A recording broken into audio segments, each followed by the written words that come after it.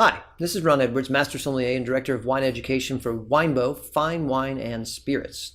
Today we have a real treat. We're going to taste another Two Paddocks wine.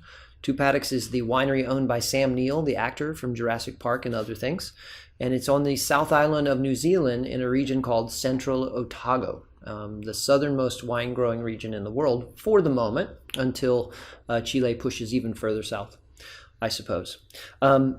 This is the FirstPaddock bottling. So here you go. This is the Two Paddocks, FirstPaddock 2018. And this vineyard was planted in 1993 in Gibbston area of Central Otago. This was I remember very vividly tasting this wine 98, 99, first time I'd seen it in the US. And back then it was just called Two Paddocks because they didn't have any other paddocks. And it stopped me in my tracks. It was so stunning then, and I'm hoping it's just as stunning now. I'm sure it is. Central Otago is a continental rain shadow affected wine region, and so you have these warmer than you would think summers, but they cool off at night because it's fairly arid. And the rain is not abundant, but it's sufficient for viticulture. The Southern Alps block a lot of the inclement weather that comes across the island from the west.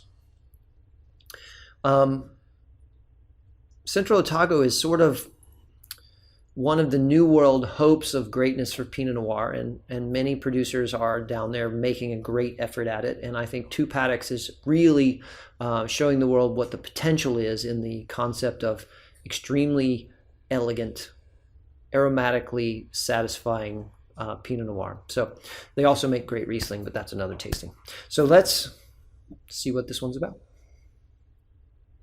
As you can tell, by the way, Gibbston, this particular vineyard site in Gibbston, they told him not to plant Pinot Noir because it was too cool, not enough heat summation units to actually make wine. They were wrong. He was right. But you can notice from the color that this is not the focal point. You're not going to get deeply colored Pinot Noir here. But man, is it pretty to smell.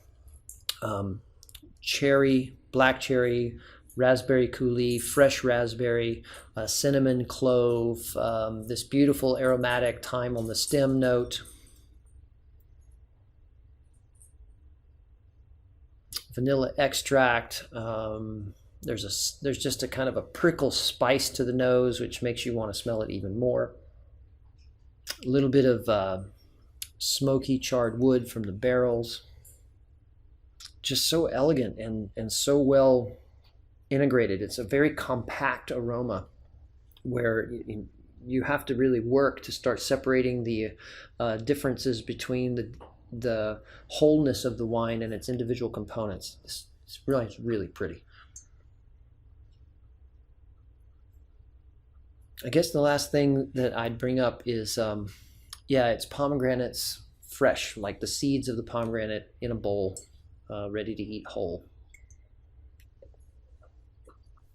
Okay, so it's just gorgeously silky. Such an elegant wine. And all the fruits are there. Raspberry, including the seed of the raspberry, that pomegranate fresh. There's tart strawberry here, tart cherry. It's a little tartar on the palate than what it smelled like it was going to be, which makes sense because there's oak nuance making it feel a little riper, but a typical cool climate wine, it actually tastes tartar than it smells. There's a little cola nut in here from the barrels. The cinnamon and the clove are definitely present and accounted for. A little bit of vanilla bean.